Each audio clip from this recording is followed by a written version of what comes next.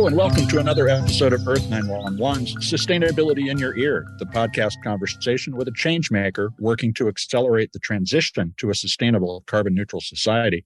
I'm your host, Mitch Ratcliffe. The story of a sustainable world will unfold in many places and across many websites, social networks, and video channels. Our guest today is Jane Velez-Mitchell, a former Headline News CNN reporter and anchor. Jane launched Unchained TV earlier this year to provide a dedicated source of video storytelling about the environment and sustainable living. It offers free video programming through an app for iPhone and Android devices, as well as on Roku, Apple TV, Amazon Fire Stick, and LG and Samsung smart TVs.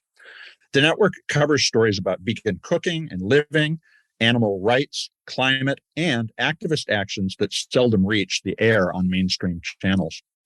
Like Earth911, Unchained TV will focus on solutions. Jane launched the network saying, quote, "I covered crime stories for decades. Climate change is the ultimate crime of the century as it could kill us all. Yet obvious solutions are largely ignored by the media, government, and corporations. It's time to fill that gap." Unchained TV has launched several series, including Peeled, it's a vegan cooking competition program, and Pig Little Lies, a series about the cruel practice of buying and then dumping so-called teacup pigs. You can learn more about Unchained TV at www.unchainedtv, no space, no dash, unchainedtv.com. Welcome to the show, Jane. How are you doing today? I'm doing great. Thank you for having me. Well, pleasure to have you here to talk about Unchained TV. So congratulations on your early momentum. You're up and running. You're on a number of different distribution channels. How's it going? Are you reaching people, and are they acting on the information they're getting? Yes, Unchained TV, which is our global vegan streaming network run by a nonprofit. So we're not in for the money. I don't take any salary. And we've had a lot of success. We've already surpassed our millionth view, and we're growing very rapidly. We are working hard to always update the technology. In fact, as soon as I get off of this Zoom with you, I'm on another meeting about how to increase our reach through live streaming on the app, which would be really take us to a whole new level. And our Unchained TV, which if anybody wants to go in, and I urge you to, because it's a portal to a new way of living that we really all are going to have to transition to if we want to survive as a human species. But you can enter this portal online at UnchainedTV.com. Just go to UnchainedTV.com and click Watch Now. You can download it for free on your phone. Just go to your app store and put in Unchained TV, one word. You can watch it on your television set at home via your Apple TV device, your Roku device, your Amazon Fire Stick, or if you have a smart TV like an LG or Samsung smart TV, they have a little search bar there that says streaming channels. You just put in Unchained TV and there it is. So we've made it very easy. You don't have to give your email. And really the sad fact is I wouldn't be doing this if the mainstream media were accurately reporting what's really going on. And they don't. Why? Look at the TV commercials. Meat, dairy, and pharmaceuticals. So those are the three industries that would have to change radically or collapse if people got healthy and started eating a plant-based diet. So there is literally a news media blackout on this information. And I'm not a conspiracy theorist. I was in the mainstream media for 40 years. It's not like somebody has to knock on your desk and go, "Hey, don't talk about this." Anybody with half a brain looks at the commercials and does the math and realizes, well, if all of your commercials are fast food and pharmaceutical, with the exception of an occasional insurance commercial, then obviously you're not going to be holding this industry's feet to the fire. Well, so why was now, 2022, a good time to introduce Unchained TV? Because you are talking about an absence of information. It's something we've addressed for a long time too. But why did this make it the right time for you? Well, first of all, streaming technology is coming to the forefront now. Cable TV is collapsing. Older people are cutting their cords. Younger people never had cable.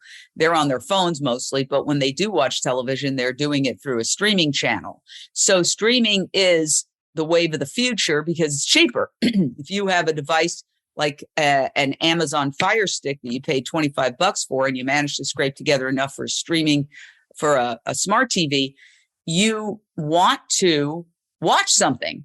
And Right. you don't want to have subscriptions to 20 things. Then it would bring it right back to the cost of cable. So most people have a few key things like Netflix, Amazon Prime, HBO, Apple Plus. That's what I have. Okay. Mhm. Everything else I want to watch for free. Free is the number one search term for streaming device users who are growing by the millions. I think a couple of years ago it was 50 million Amazon Fire Stick users. It's going up exponentially. These devices are being sold, not just Amazon Fire Stick, but the Roku device, the Apple TV streaming device. So that's how people are starting to get their content on their TV screen. We want to be a part of that. And the other answer to your question is, when we started this nonprofit as a social media news network, we were getting millions of views on Facebook. We got 17 million views one year after Facebook Live came along. Then it dropped to 11 million. Then it dropped to 9 million. Then it dropped to 7 million. And then it's like 4 million. And then it's like, who's watching Facebook?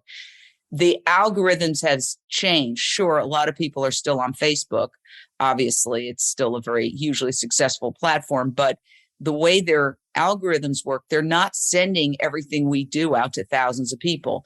It's become a lot more pay for play. So Well, it's almost useless as a distribution channel from my perspective, because you can't reach anybody without paying to reach them. And the idea was that it was an organic environment where people's interests would define things. And, I happen to have started a streaming news network back in the 90s, which was really wow. way soon.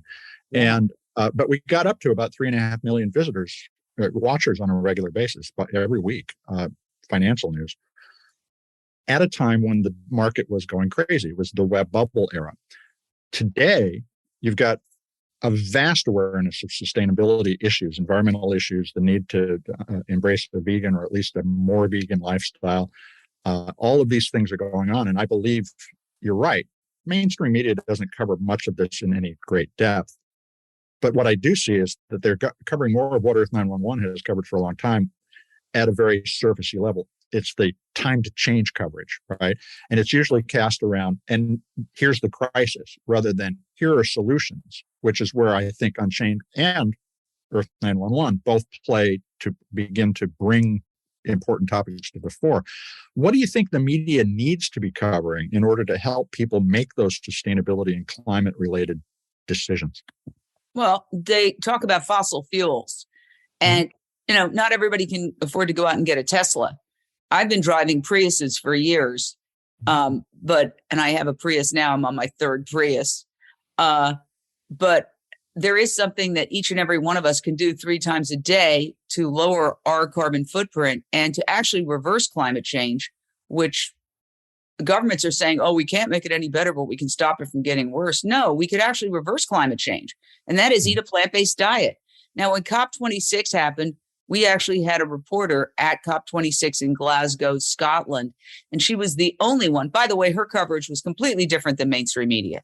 She was showing all sorts of groups protesting outside, having die-ins, people talking about veganism. Mainstream media did not mention that one iota. We also went in and we actually looked at what they were serving, and they were serving ham. And what they did was they put a carbon price tag on every food item. So they had the carbon price tag on the ham, and then they had the carbon price tag on the tofu. And of course, the ham was exponentially higher, to the point where even the Washington Post, which is definitely not a pro-vegan periodical or newspaper, did an article basically saying, wait a second, if the ham is so much higher than the plant-based, why did you serve the ham? Which was a good question. That was an article they did. It was one of those rare breakthroughs. And so if you convince people to go more plant-based, then we could reduce the number of animals being manufactured. And essentially, that's what they're being manufactured. They're not making love on these factory farms. They're all raped into existence. I was a crime reporter for many years. Animal agriculture is a rape, abduction, and murder operation, plain and simple. All the animals are artificially inseminated.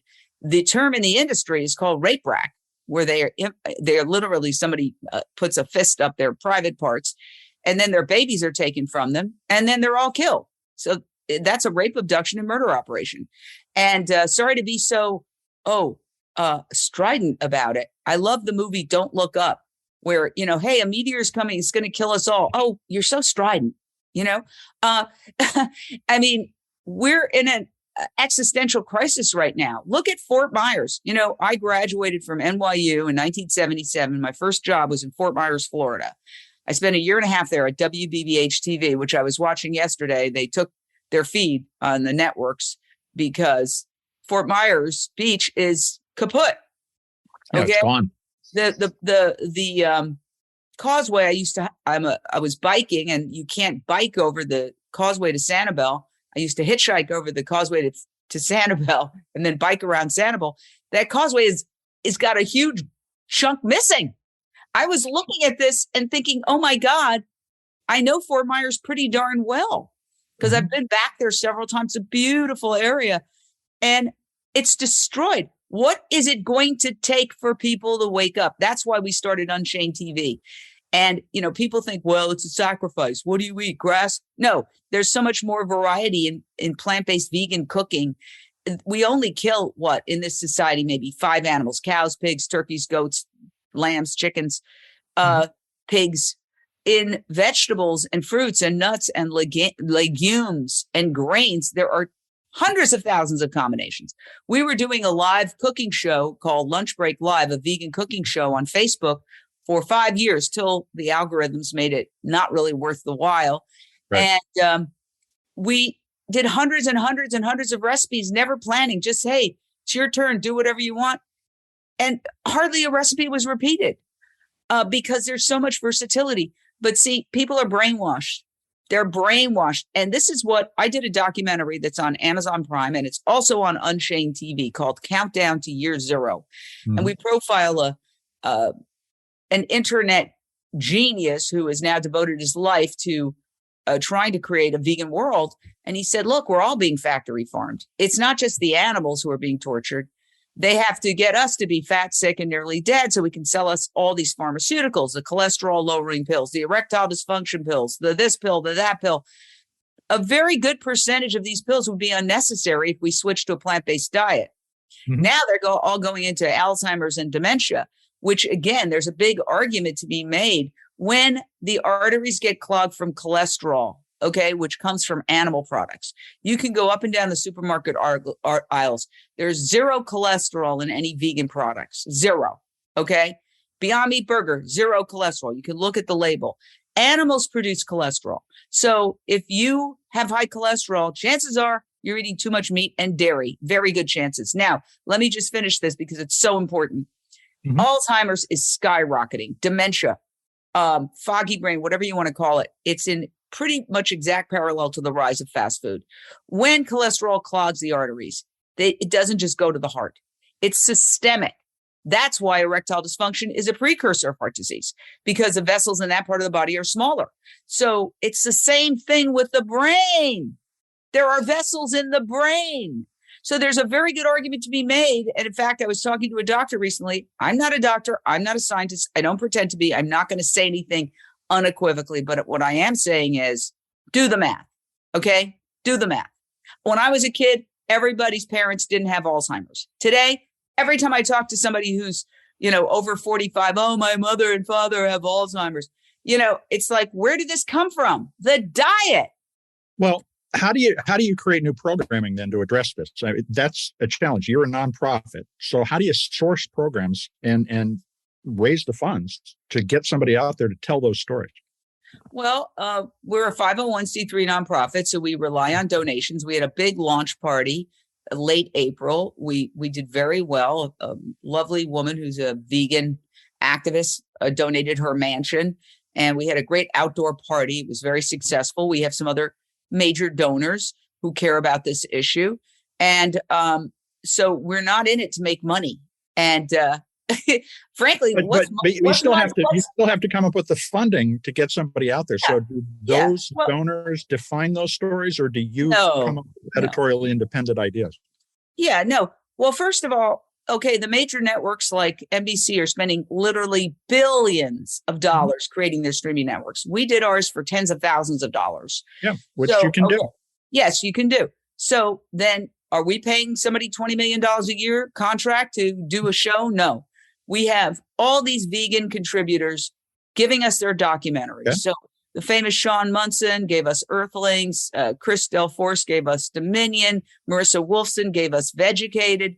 The list goes on and on. I just got one yesterday, Saved by Jane, which is a great documentary. These people are doing it to get the word out. So we get documentaries, we get cooking shows like Chef AJ. She's very well known. She was one of these people. She was on the Johnny Carson show. Then she lost 50 pounds on a plant-based diet. She became this chef. She gave us many videos. All these organizations, PETA, Animal Outlook, In Defense of Animals, Their Turn, the Save Movement, the Climate Change Movement, Plant-Based Treaty, they all gave us their videos. So we have about 700 videos. Then we also do original videos. Now, we can't be like some cult site where people visit and go, whoa. So we do fun programming too. Like we did the world's first reality series starring pigs called Pig Little Lies. And it's a 5-part miniseries, and it's been very well received. My gosh, One Green Planet did 5 articles on it. It was all over, certainly green media, but it also got mainstream media coverage as well. And so that was a really adorable show with a very serious message that pigs are the 5th smartest animal on Earth, and they're highly intelligent. They're highly emotional. And there's this one moment where you could see the mother pig, Mama Beatrice, is trying to protect her kids. She doesn't know where she's being moved to. She's just being moved from the back laundry room with her brood to the front where there's a much better place that's been set up. Unchained TV bought a house, literally, where we set it up so that they had a place to go at night. And it was the Unchained TV Rescue Center. But she didn't know that. She just knew she was being separated from her babies. And you could see her emotion. She was panting and she hunched down. And then the woman who runs the sanctuary, Cindy Brady, kneeled down and talked to her, said, "It's okay, B. We're not and she, now, of course, B doesn't understand English, but B understood the feelings, the tone. Loving feelings, the tone. And she calmed down and she moved and went in, and the kids came in with her, the little piglets. And it was an emotional moment with a happy ending. But it really does show people, wow, these animals are very, very emotional. They're smarter than our dogs, pigs. Okay. And we keep them in crates the size of their bodies, literally never able to turn around. It is a torture device. And I defy anybody to look at a pig gestation crate and say this is not a torture device. If you can look at a 50,000 pigs, each in a crate the size of their bodies, unable to turn around, unable to scratch themselves, where they chomp on the bars in front of them because they're going mad, and they break their teeth on the bars in front of them. And you could say that's okay. Go to a psychiatrist immediately because you're a sociopath. Well, so, I watched one of your activist videos, a guy who was breaking in the night and documenting those conditions. And it's very compelling. Guess what? He's being put on trial starting next week, and he could go to prison for 11 years for going into a Smithfield factory farm in Utah. And he and his team, who documented everything with 3D cameras they got from a high-tech company, they documented the entire thing, because you know what the industry always says? Oh, they always want to fire the low-level people, and they always say, this is taken out of context. This is just one shot. It was taken out of context. Well, they thought, well, okay, let's have 3D 360 cameras that show everything that's happening all around as you go in. So guess what happened? The judge is not allowing them to show video of the alleged crime. This is a trial happening in St. George, Utah in October 2022, starting next week. Okay. Well, so here's a question. As the network, do you also need to be raising money to defend those journalists doing journalism? Because on the one hand, you could say, oh, yeah, breaking and entering. Okay, well, sure. But that's also documenting the behavior of Smithfield. Do you need to be raising money to create a defense fund for people who are going out and doing this kind of investigative journalism? Well, Wayne Shung, who is the co-founder of Direct Action Everywhere, is got his own organization that raises funds. But certainly we can't do everything for all people. Like we will get involved. Like when we built that house for the pigs, we did it obviously we were doing a show about it too. So we have to stick with media, essentially. And so, we've got our hands full. Like if you looked at my schedule, it's hilarious. I'm here in my living room couch and, usually hundreds of people start a network. I've got maybe 4 or 5 people who help me. Okay. Mm-hmm. And they do that, not as a full-time job. We have no staff. Mm-hmm. I don't take a salary. So people are always contacting me. Well, have your IT department reach out. It's hilarious. I laugh. So what I do is just psychologically, I'll take off one hat. Okay. Yesterday I was out videotaping. That's my videotape hat. Now I'm going to put my editor's hat. I'm going to edit. Now I'm going to put my programming hat on. Now I'm going to put my news host hat on and do live coverage. So I'm constantly just putting on different hats and doing, I worked in mainstream media for 40 years, most recently at CNN. I had my own show on CNN Headline News for 6 years. We covered crime. We were live every night. So that's why I'm so excited about getting back into live, because that'll be the game changer for our network. But I know how a network works because I've seen it. I've been in networks for many years. It's just a question of replicating that and trying to do it all. Is very difficult, but I can't think of anything more important, because let me tell you something. Okay. This is not me talking. This is, okay, let's start with Sir David Attenborough. Great documentary. I believe it's on Netflix. I urge everybody to watch it. It's called Breaking Boundaries. There's, I don't know how many, 7, 8, 9 boundaries. Once we break them, there's no going back. Obvious one, melting of the glaciers. Okay. That's happening. Ocean dead zones. That's happening. Those kinds of things. He has 9 of them. We're just tearing through those things. Once those are done and we can't go back, we're finished. Okay. When the temperature gets to a certain point, and now I'm going to quote an IPCC reviewer, an intergovernmental panel on climate change reviewer, who I watched his interview. He's a scientist. He said, look, when the temperatures hit a certain point, what's going to happen is the crops will fail on a massive scale. He said this will manifest by you going into the supermarket and there won't be food there. Maybe some old cans from a couple of years ago, but there's not going to be any food there. No fresh food, no grains. I immediately went out and bought a big thing of popcorn. I said, okay, I can live on popcorn for a year if I have to. Now, here's another thing that's happening. Okay. Hold on. I do need to take a quick commercial break. I want sure. Come back and continue this discussion, because this is a lot of important stuff to cover. We'll be right back with Jane Velez-Mitchell.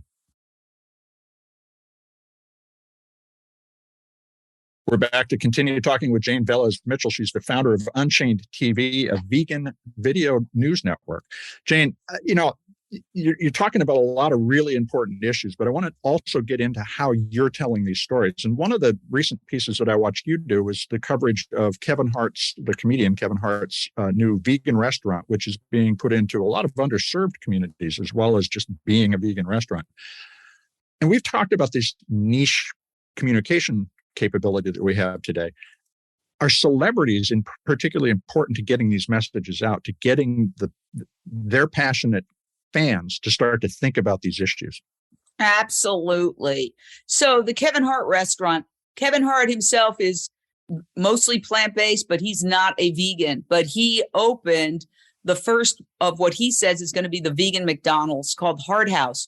So there's so much happening in this space that literally it's like a ticker tape. I could just be completely scattered all day going, whoa, whoa, whoa. So I got a call and say, hey, are you at the opening of Hart House? I was like, what? Well, it's near LAX. Well, I'm near LAX. I live in Venice, right near the beach. The beach is right over there. I'm looking at it.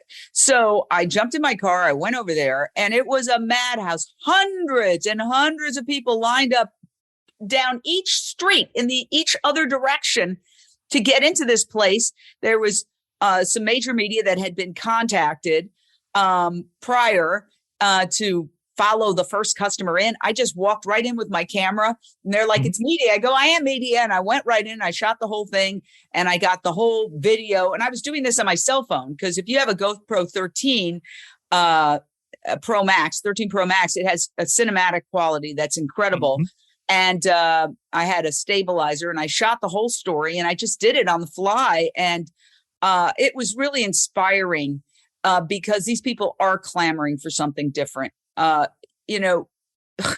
like I said, we're all being factory farmed, and especially minority communities where sometimes there's only a choice of fast food, all right, or you go to your local bodega and get some chips. Processed food. Yeah, processed food. And, does the mainstream media mention that processed meat is officially cancer causing? Hello. But then when Beyond Meat Burger comes out, well, it's processed. Well, guess what? If you take a mango and a banana and put it in your Cuisinart, that's processed. Not all processed is created equal. Not all processed food is cancer causing. But, people, here's the problem. When you're an addict, which I wrote a book called Addict Nation, how we live in an addictogenic culture, because the powers that be have realized there's no better customer than an addict. Okay. Mm-hmm. An addict will come back for that pill, for that fast food burger, for that bottle of booze over and over again. So they try to make things addictive. Fast food is, in my opinion, addictive. It's loaded with sugar, salt, and fat, 3 things we're biologically pre-programmed to crave. And so that's why people just eat it obsessively. And then, just like an addict will defend his right to have a heroin or alcohol, people very ferociously defend their right to eat this way, not realizing that they're the suckers in the whole scheme. Okay, not realizing that they're the ones destined to get heart disease and die of cancer and all these other things that are dietary related that could be prevented with a healthy plant-based diet. So we try to get the word out to people with this programming. So we have more than 700 videos right now and counting. Just before I went on, I started uploading a video that we shot at the Mercy for Animals Gala, where we talked to Succession star James Cromwell, who recently glued his hand to a Starbucks counter to protest the fact that Starbucks, which purports to be a progressive company interested in sustainability, charges extra for plant-based milk. That gets to the point. Is James Cromwell, who everybody loves from Babe and all the other things that he's done, but particularly Babe, glues his hand, and he got a lot of coverage for that. Yeah. Kevin Hart can change a neighborhood with his influence.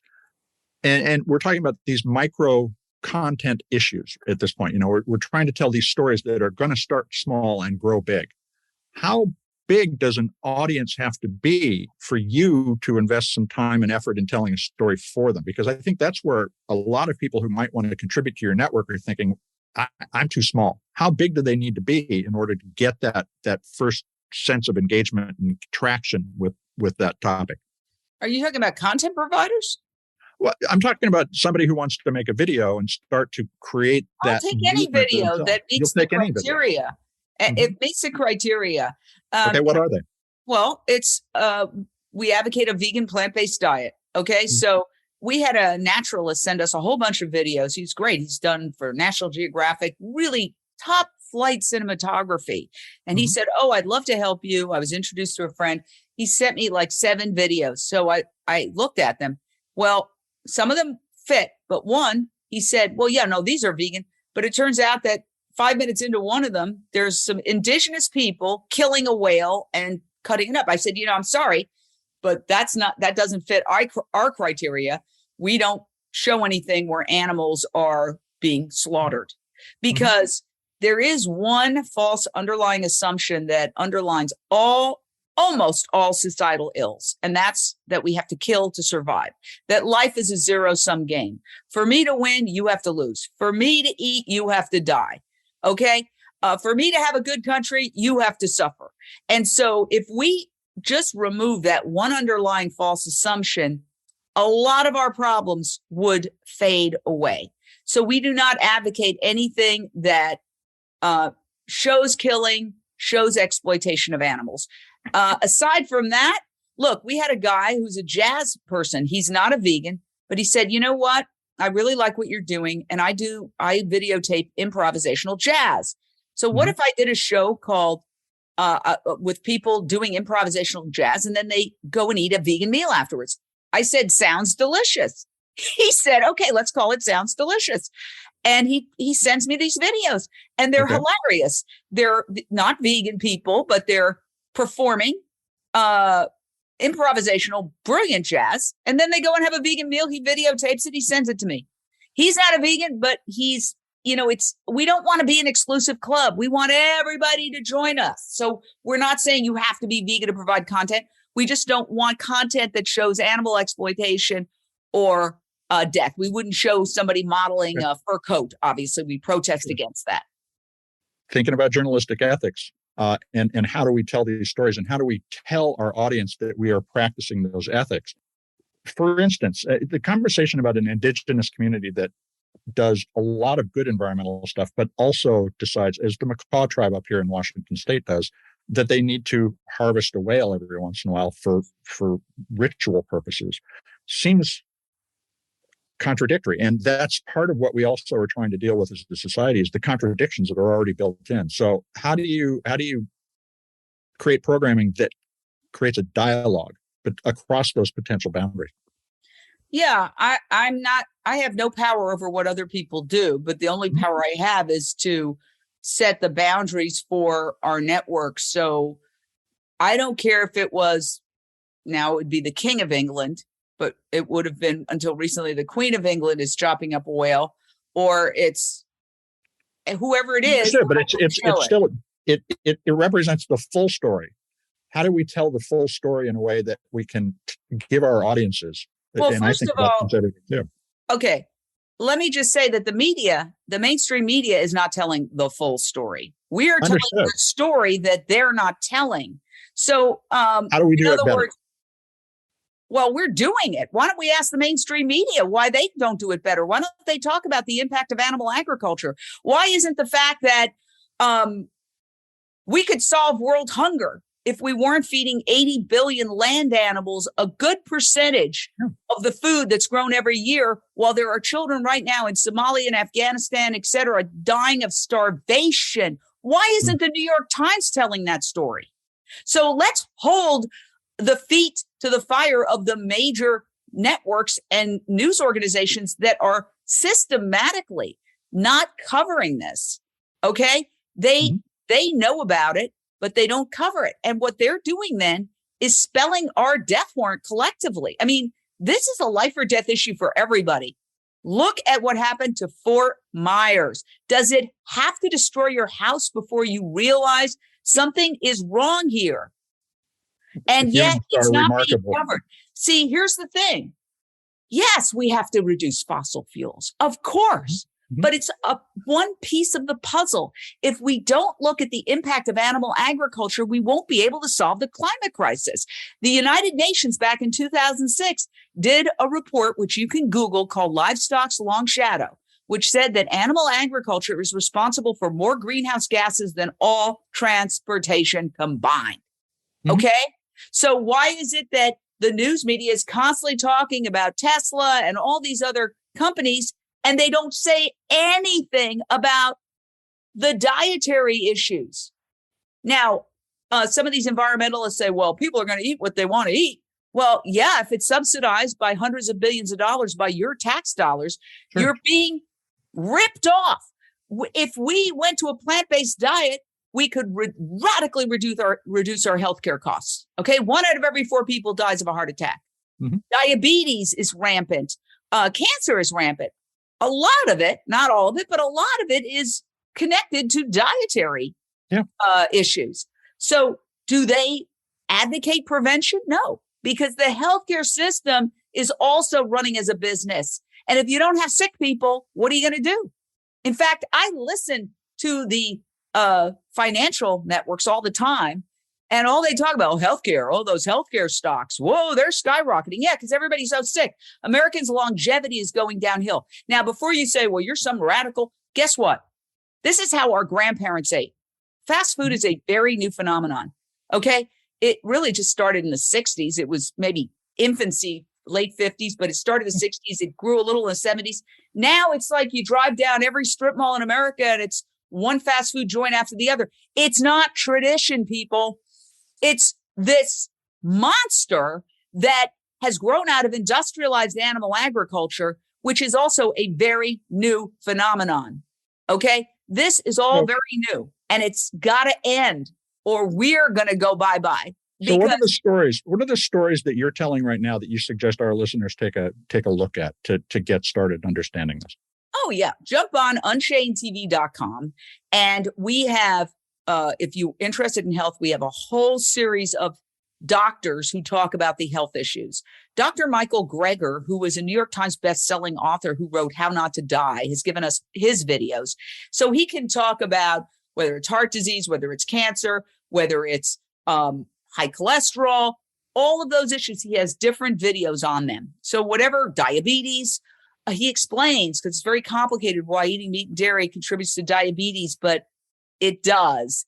So you can look at all those videos. If you're interested in the environmental aspects, well, we have Countdown to Year Zero, which we explain. Okay, I'll just say it very quickly. Trees absorb carbon. A huge percentage of the trees on this planet and other carbon-absorbing forestry have been destroyed for two main reasons: to create cattle grazing land and to grow crops to feed 80 billion farmed animals. We're only 8 billion humans. So, for example, 80% of the soy is fed to farmed animals. Okay. It's an inefficient food source. I don't care. You can debate the stats. Does it take 3 pounds of grain, 5 pounds of grain, 8 pounds of grain, or 25 pounds of grain to create a pound of steak? But you don't have to know higher math that if you took that grain and fed it directly to people, you could feed more people. Okay. So we could live in a world of natural abundance where nobody goes hungry, but scarcity creates profit. Okay. That's the essential law of supply and demand. So I would just urge people, rip open the meat matrix. Okay. The other day, there was a woman, it's a big news story. She was eating a fast food joint. She opened up her little burger and there was a slice of ham and there was a nipple on it. They didn't slice the nipple off. She screamed and threw her sandwich in the air and, it was a big story. Well, who did she think she was eating? See, that's when you're trapped in the meat matrix. The essence of all evil is that some suffering doesn't count. You can look back in history and make your own examples. And we'd all like to tell ourselves, wow, if we lived in the time of blah, blah, blah, we'd be one of those courageous people. Well, ask yourself, what are you doing now? 80 billion animals are raised in institutionalized torture every year and killed. It's making the planet sick. It's making us sick, and it's torturing the animals. What are you doing about it? Are you going out and eating that fast food burger or that fried chicken and without a thought and saying it doesn't count? I get a pass on this. Well, you don't get a pass on this. It's coming back to haunt with health issues, with environmental crises. It's got to end, and it will end. And I'll just say this. The other day, and it wasn't on mainstream media, of course not, but somebody grabbed with their phone and put it on TikTok. They drove in Kansas down a road where there were thousands and thousands and thousands and thousands of cows dead with their legs up in the air. They had died from the heat. Yeah. Okay. It's unsustainable. It will end. If only we could do it, but Mother Nature is going to do for us what we could not do for ourselves. It's going to be too hot to raise these animals. It's already happening. The price of hay is skyrocketing. In Texas, people are sending their cattle to slaughter because it's too expensive. And it's not just, people say, well, it's high because of the Ukraine war. No, it's also high because it's getting harder and harder and harder to grow crops with the heat waves that we're having. Nature is trying to tell us something. With the pandemic is the result of animal abuse. Did anybody cover that? It most likely started in the Wuhan market. What is that? It's a retail slaughterhouse where they kill wild animals and domesticated animals, and there's bloods, guts, feces, urines, eyeballs, everything floating around. How many mainstream news articles were on that? Almost none. Almost none. So, Jane, clearly there's a lot to talk about, and I want to thank you for taking time to discuss what you're doing with Unchained TV. I hope people will take a look and think about what you're asking. Yes, please take a look. The clock is ticking. We've been talking with Jane Velez-Mitchell, who's the founder of Unchained TV, which is a vegan video news network. Check it out at UnchainedTV.com. Unchained TV is all one word, no spaces, no dashes, UnchainedTV.com. Jane said, used the phrase, a piece of the puzzle. And I think that what we have to recognize is that the whole story of the climate transition is going to combine the awful facts of our industrial economy, which she went into in great detail, as well as address the contradictions that provide justifications for bad environmental behavior, as well as confronting the challenges of moving billions of people from one way of living to another, while not driving them all into abject poverty. Justice and environmental responsibility are of a piece when you look at how complex the natural and social systems in which we live actually are. And recognizing that and telling the whole story, including the parts you don't always feel comfortable with, is the challenge facing our media. And our media has not always done a good job of doing that, to put it mildly. I hope you take a minute to share this show or any of the other sustainability in your ear programs that we have in our archive. We've got hundreds of interviews over there. And, we hope that you'll take the time to share these stories, because, folks, you are the amplifiers who are going to take this narrative and get it out there to your friends, family, your coworkers. Let's get everybody thinking about how to do this. You can find Sustainability in Your Ear on Apple Podcasts, Spotify, iHeartRadio, Audible, and other fine purveyors of podcast goodness. I'm Mitch Ratcliffe with Earth911. We're going to be back with another innovator interview soon. In the meantime, folks, take care of yourself, take care of one another, and let's all take care of this beautiful planet of ours. Have a green day.